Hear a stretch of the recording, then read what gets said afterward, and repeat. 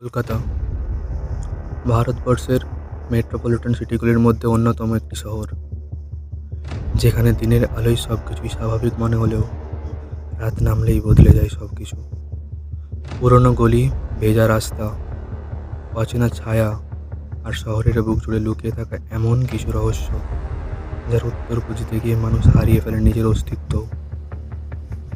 এটা একটা শুধু গল্প নয়, এটা এক অন্ধকার যাত্রা। প্রেম, ভালোবাসা, ভয়, বিশ্বাসঘাতকতা, মৃত্যু, অজানা সত্যের এমন এক জগৎ, যেখানে প্রতিটা অধ্যায়ের শেষে অপেক্ষা করে নতুন রহস্য।